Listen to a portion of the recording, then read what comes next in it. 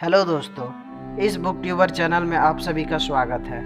मैं हूं किशुन मांझी और आज हम जानेंगे संथाल जनजाति का धर्म के बारे में। वैसे अगर देखा जाए तो संथाल जाति प्रकृति की पूजा को ही धर्म मानते हैं, लेकिन वे सरना धर्म में लिखवाते हैं और सरना धर्म कोड की मांग बहुत दिनों से कर रहे हैं। अब सरना शब्द जिक्र हो ही गया है तो सबसे पहले सरना शब्द के बारे में ही जान लेते हैं।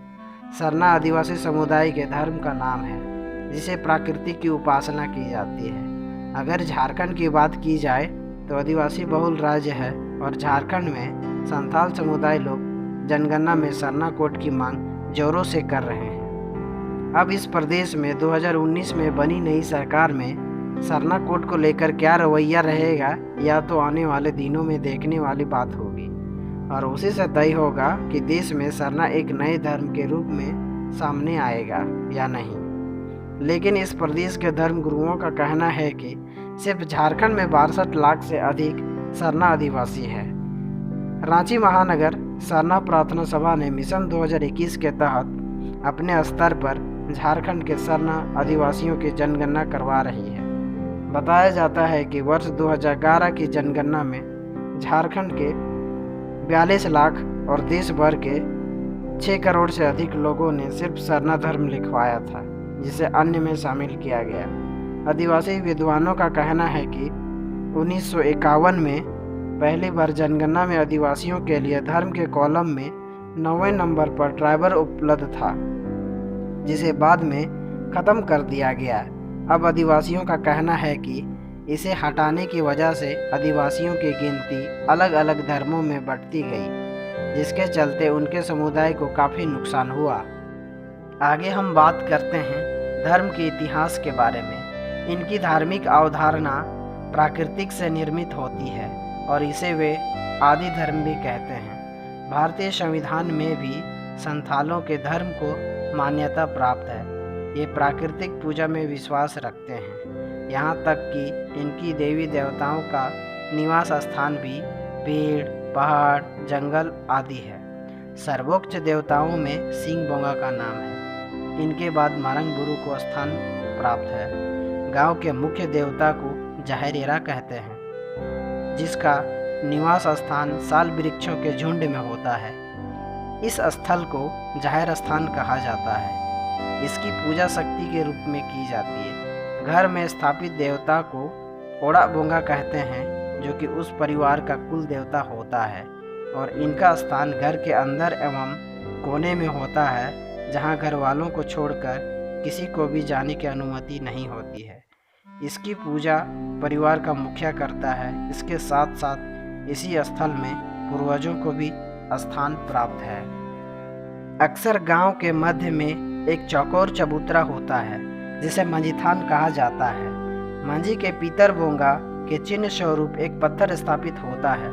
पहले पंचायतें यहीं बैठती थी। जाहिर स्थान गांव से थोड़ा हटकर साल के वृक्षों के नीचे स्थापित होता है।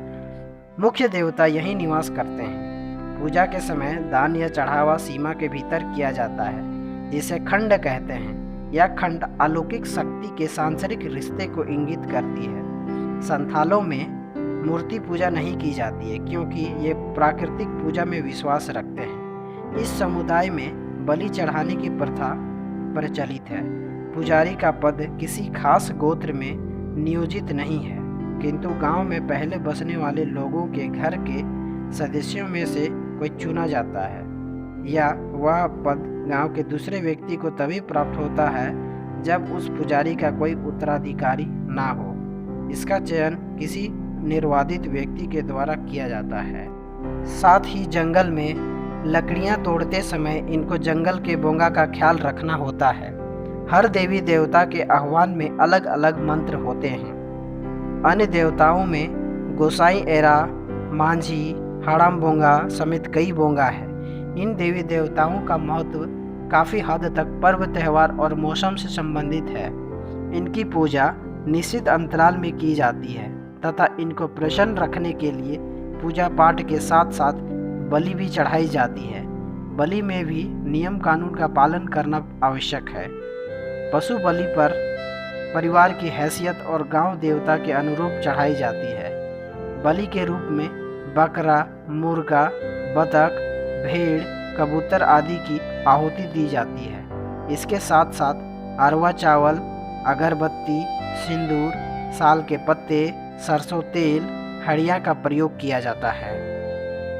देवी देवताओं के साथ ये भूत प्रेत, जादू टोना और ओझा डाइन में भी विश्वास करते हैं। इनका मानना है कि ओझा समाज के लोगों के हित के लिए कार्य करता है, पर डाइन सिर्फ बुरा ही कर सकती है। ओझा बीमारी, परेशानी और जादू टोने जैसे कुप्रभावों से पीड़ित लोगों को मुक्ति दिलाता है।